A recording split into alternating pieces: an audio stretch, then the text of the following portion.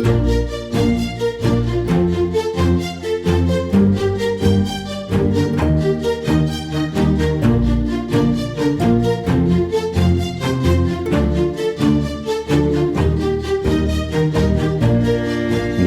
to Timeless Tales, your daily journey into the world of classic literature.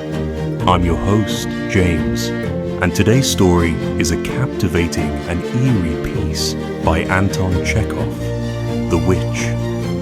In this atmospheric tale, Chekhov explores fear, superstition, and the unsettling power of perception. It's a story that examines how deeply human emotions and beliefs can shape reality, all with Chekhov's signature blend of tension and subtle psychological insight. So, get comfortable and prepare for a story that will send a shiver down your spine.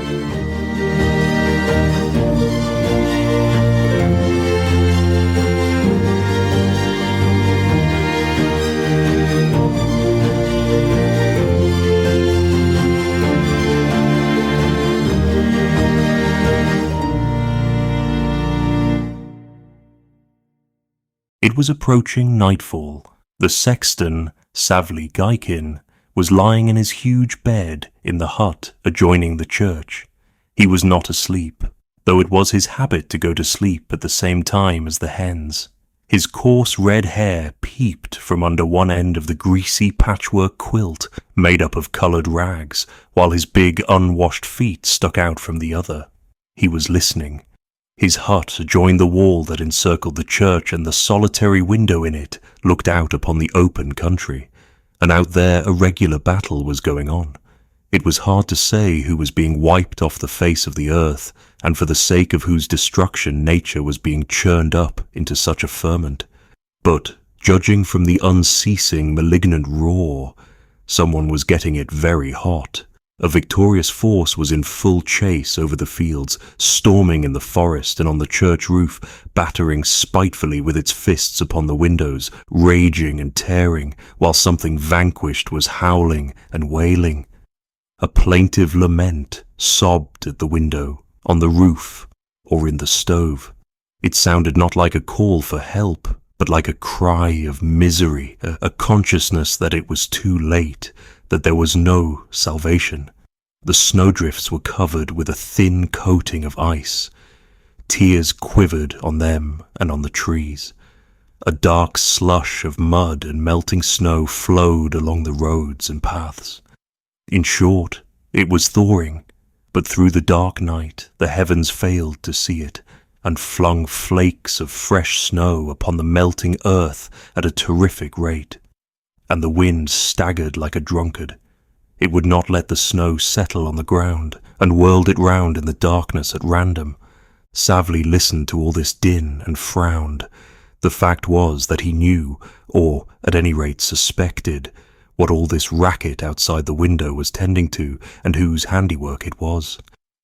"I know," he muttered, shaking his finger menacingly under the bedclothes. "I know all about it."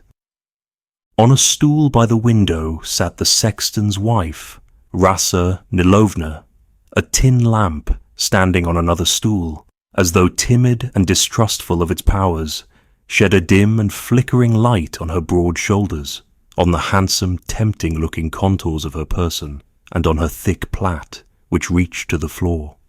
She was making sacks out of coarse hempen stuff. Her hands moved nimbly, while her whole body, her eyes, her eyebrows, her full lips, her white neck were as still as though they were asleep, absorbed in the monotonous mechanical toil. Only from time to time she raised her head to rest her weary neck, glanced for a moment towards the window, beyond which the snowstorm was raging, and bent again over her sacking. No desire, no joy, no grief. Nothing was expressed by her handsome face, with its turned-up nose and its dimples. So a beautiful fountain expresses nothing when it is not playing. But at last she had finished a sack. She flung it aside and, stretching luxuriously, rested her motionless, lackluster eyes on the window. The panes were swimming with drops like tears, and white, with short-lived snowflakes which fell on the window, glanced at Rasa and melted "Come to bed," growled the sexton. Rasa remained mute, but suddenly her eyelashes flickered, and there was a gleam of attention in her eye. Savli, all the time watching her expression from under the quilt, put out his head and asked, "What is it?" "Nothing. I fancy someone's coming," she answered quietly. The sexton flung the quilt off with his arms and legs, knelt up in bed, and looked blankly at his wife. The timid light of the lamp illuminated his hirsute, pock-marked countenance and glided over his rough, matted hair. "Do you hear?" asked his wife. Through the monotonous roar of the storm he caught a scarcely audible, thin and jingling monotone like the shrill note of a gnat when it wants to settle on one's cheek and is angry at being prevented. "It's the post," muttered Savli, squatting on his heels. 2 miles from the church ran the posting road. In windy weather, when the wind was blowing from the road to the church, the inmates of the hut caught the sound of bells. "Lord, fancy people wanting to drive about in such weather," sighed Rasa. "It's government work. You've to go whether you like or not." The murmur hung in the air and died away. "It has driven by," said Savli, getting into bed. But before he had time to cover himself up with the bedclothes, he heard a distinct sound of the bell. The sexton looked anxiously at his wife, leapt out of bed, and walked, waddling, to and fro by the stove. The bell went on ringing for a little, then died away again as though it had ceased. "I don't hear it," said the sexton, stopping and looking at his wife with his eyes screwed up. But at that moment the wind rapped on the window, and with it floated a shrill, jingling note. Savli turned pale, cleared his throat, and flopped about the floor with his bare feet again. "The postman is lost in the storm," he wheezed out, glancing malignantly at his wife. "Do you hear? The postman has lost his way. I know. Do you suppose I don't understand?" he muttered. "I know all about it, curse you." "What do you know?" Rasa asked quietly, keeping her eyes fixed on the window. "I know that it's all you're doing, you she-devil. You're doing, damn you. This snowstorm and the post going wrong. You've done it all. You're mad, you silly," his wife answered calmly. "I've been watching you for a long time past, and I've seen it. From the first day I married you, I noticed that you'd bitch's blood in you." "Phoo!" said Rasa, surprised, shrugging her shoulders and crossing herself. "Cross yourself, you fool." "A witch is a witch," Savli pronounced in a hollow, tearful voice, hurriedly blowing his nose on the hem of his shirt. "Though you are my wife, though you are of a clerical family, I'd say what you are, even at confession. Why, God have mercy upon us. Last year, on the eve of the prophet Daniel and the 3 young men, there was a snowstorm, and what happened then? The mechanic came in to warm himself. Then, on St. Alexi's Day, the ice broke on the river, and the district policeman turned up, and he was chatting with you all night. The damned brute! And when he came out in the morning and I looked at him, he had rings under his eyes and his cheeks were hollow. Hey, during the August fast there were 2 storms, and each time the huntsman turned up. I saw it all, damn him. Oh, she is redder than a crab now. Aha! You didn't see anything, didn't I? And this winter before Christmas, on the day of the 10 martyrs of Crete, when the storm lasted for a whole day and night. Do you remember? The marshal's clerk was lost and turned up here, the hound. Tfu! To be tempted by the clerk. It was worth upsetting God's weather for him. A drivelling scribbler, not a foot from the ground, pimples all over his mug and his neck awry. If he were good-looking anyway. But he, tfu, he is as ugly as Satan. The sexton took breath, wiped his lips and listened. The bell was not to be heard, but the wind banged on the roof, and again there came a tinkle in the darkness. "And it's the same thing now," Savli went on. "It's not for nothing the postman is lost. Blast my eyes if the postman isn't looking for you. Oh, the devil is a good hand at his work. He's a fine one to help. He will turn him round and bring him here. I know, I see. You can't conceal it, you devil's bauble, you heathen wanton. As soon as the storm began, I knew what you were up to." "Here's a fool," smiled his wife. "Why, do you suppose, you thickhead, that I make the storm?" Grin away. Whether it's your doing or not, I only know that when your blood's on fire, there's sure to be bad weather. And when there's bad weather, there's bound to be some crazy fellow turning up here. It happens so every time, so it must be you. To be more impressive, the sexton put his finger to his forehead, closed his left eye, and said in a sing-song voice, "Oh, the madness. Oh, the unclean Judas.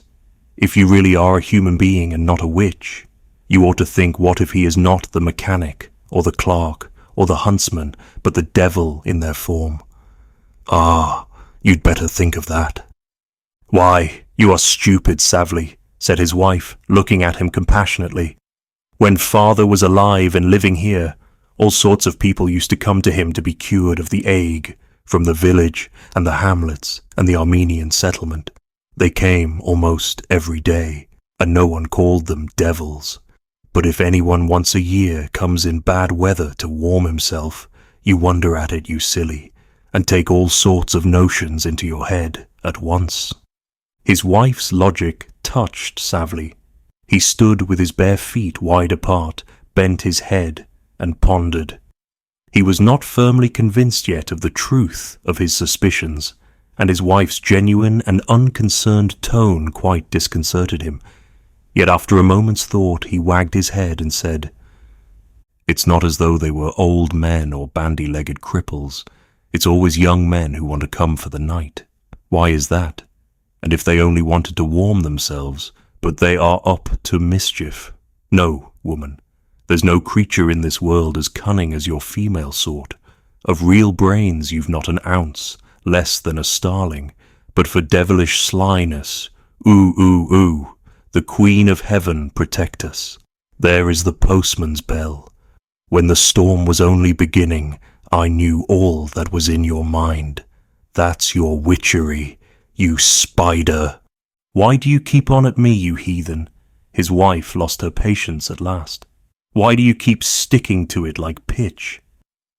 "I stick to it because if anything, God forbid, happens tonight. Do you hear? If anything happens tonight, I'll go straight off tomorrow morning to Father Nicodim and tell him all about it. 'Father Nicodim,' I shall say, 'graciously excuse me, but she is a witch.' 'Why so?' 'Do you want to know why?' 'Certainly.' And I shall tell him. And woe to you, woman.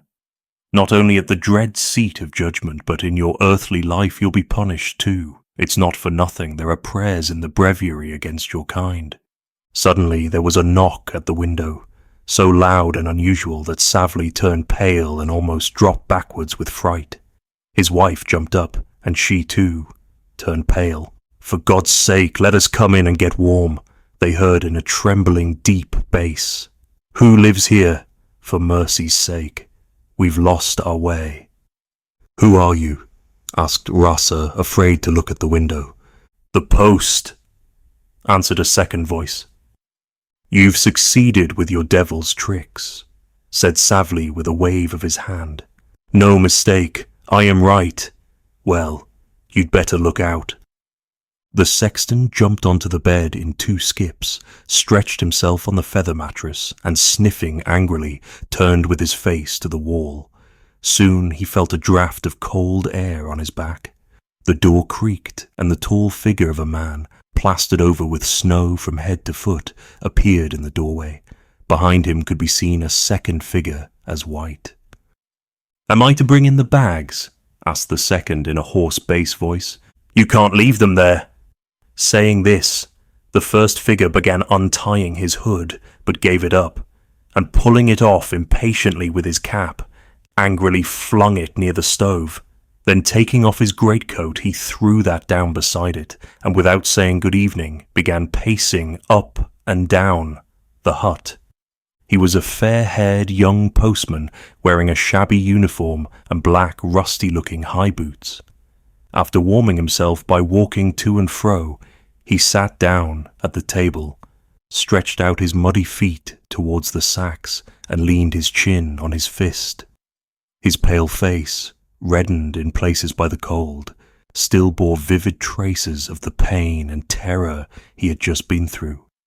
Though distorted by anger and bearing traces of recent suffering, physical and moral, it was handsome in spite of the melting snow on the eyebrows, moustaches, and short beard.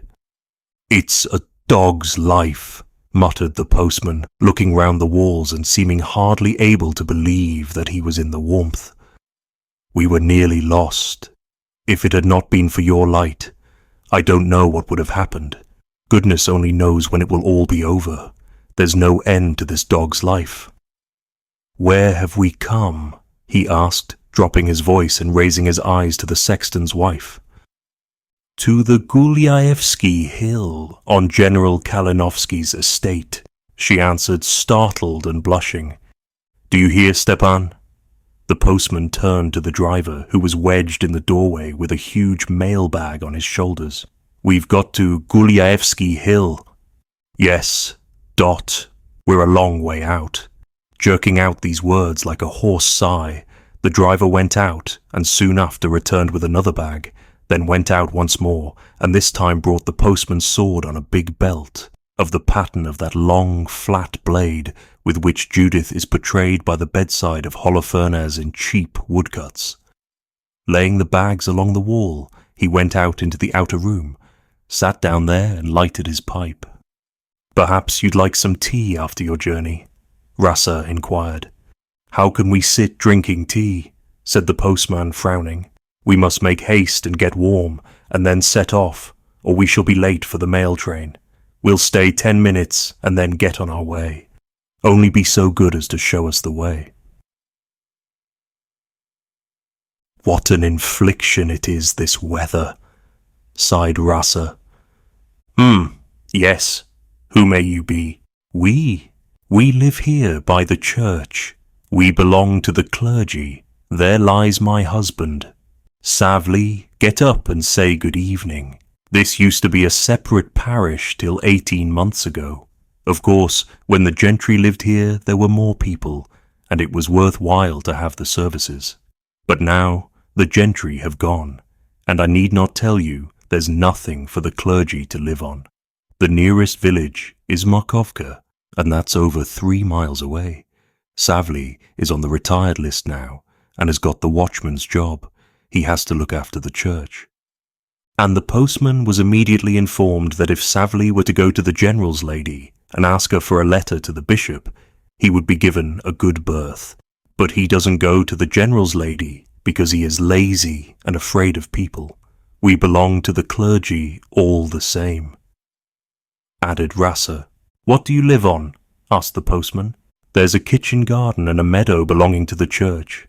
Only we don't get much from that," sighed Rasa. "The old skinflint Father Nicodeme from the next village celebrates here on St. Nicholas Day in the winter and on St. Nicholas Day in the summer, and for that he takes almost all the crops for himself.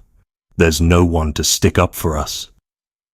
"You are lying," Savli growled hoarsely. "Father Nicodeme is a saintly soul, a luminary of the church, and if he does take it, it's the regulation." "You've a cross one," said the postman with a grin. "Have you been married long?" "It was 3 years ago, the last Sunday before Lent. My father was sexton here in the old days, and when the time came for him to die, he went to the consistory and asked them to send some unmarried man to marry me that I might keep the place. So I married him." "Aha! So you killed 2 birds with 1 stone," said the postman, looking at Savli's back. "Got wife and job together." Savli wriggled his leg impatiently and moved closer to the wall. The postman moved away from the table, stretched, and sat down on the mailbag. After a moment's thought, he squeezed the bags with his hands, shifted his sword to the other side, and lay down with 1 foot touching the floor. "It's a dog's life," he muttered, putting his hands behind his head and closing his eyes. "I wouldn't wish a wild Tatar such a life." Soon everything was still. Nothing was audible except the sniffing of Savli and the slow, even breathing of the sleeping postman, who uttered a deep, prolonged shh at every breath. From time to time there was a sound like a creaking wheel in his throat, and his twitching foot rustled against the bag. Savli fidgeted under the quilt and looked round slowly. His wife was sitting on the stool, and with her hands pressed against her cheeks was gazing at the postman's face. Her face was immovable, like the face of someone frightened and astonished. "Well, what are you gaping at?" Savli whispered angrily. "What is it to you?" "Lie down," answered his wife without taking her eyes off the flaxen head. Savli angrily puffed all the air out of his chest and turned abruptly to the wall. 3 minutes later he turned over restlessly again, knelt up on the bed, and with his hands on the pillow looked askance at his wife. She was still sitting motionless, staring at the visitor. Her cheeks were pale, and her eyes were glowing with a strange fire. The sexton cleared his throat, crawled on his stomach off the bed, and going up to the postman, put a handkerchief over his face. "What's that for?" asked his wife. "To keep the light out of his eyes." "Then put out the light." Savli looked distrustfully at his wife, put out his lips towards the lamp, but at once thought better of it and clasped his hands. "Isn't that devilish cunning?" he exclaimed. "Ah, is there any creature slyer than womenkind?" "Ah, you long-skirted devil!" hissed his wife, frowning with vexation. "You wait a bit." And settling herself more comfortably, she stared at the postman again. It did not matter to her that his face was covered. She was not so much interested in his face as in his whole appearance, in the novelty of this man. His chest was broad and powerful, his hands were slender and well-formed, and his graceful muscular legs were much comelier than Savli's stumps. There could be no comparison, in fact. "Though I am a long-skirted devil," Savli said after a brief interval, "they've no business to sleep here. It's government work. We shall have to answer for keeping them. If you carry the letters, carry them. You can't go to sleep." "Hey, you!" Savli shouted into the outer room. "You, driver, what's your name? Shall I show you the way? Get up. Postmen mustn't sleep." And Savli, thoroughly roused, ran up to the postman and tugged him by the sleeve. "Hey, Your Honour, if you must go, go. And if you don't, it's not the thing. Sleeping won't do." The postman jumped up, sat down, looked with blank eyes round the hut, and lay down again. "But when are you going?" Savli pattered away. "That's what the post is for, to get there in good time, do you hear? I'll take you." The postman opened his eyes, warmed and relaxed by his first sweet sleep, and not yet quite awake. He saw as through a mist the white neck and the immovable, alluring eyes of the sexton's wife. He closed his eyes and smiled as though he had been dreaming it all. "Come, how can you go in such weather?" He heard a soft, feminine voice. "You ought to have a sound sleep, and it would do you good." "And what about the post?" said Savli anxiously. "Who's going to take the post? Are you going to take it, pray you?" The postman opened his eyes again, looked at the play of the dimples on Rassa's face, remembered where he was, and understood Savli. The thought that he had to go out into the cold darkness sent a chill shudder all down him, and he winced. "I might sleep another 5 minutes," he said, yawning. "I shall be late, anyway." "We might be just in time," came a voice from the outer room. "All days are not alike. The train may be late for a bit of luck." The postman got up, and stretching lazily began putting on his coat. Savli positively neighed with delight when he saw his visitors were getting ready to go. "Give us a hand," the driver shouted to him as he lifted up a mailbag. The sexton ran out and helped him drag the postbags into the yard. The postman began undoing the knot in his hood. The sexton's wife gazed into his eyes and seemed trying to look right into his soul. "You ought to have a cup of tea," she said. "I wouldn't say no." "But you see, they're getting ready," he assented. "We are late, anyway." "Do stay," she whispered, dropping her eyes and touching him by the sleeve. The postman got the knot undone at last, and flung the hood over his elbow, hesitating.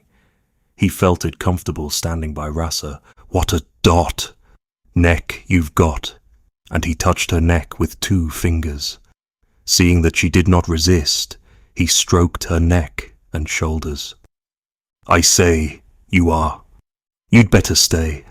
Have some tea." "Where are you putting it?" The driver's voice could be heard outside.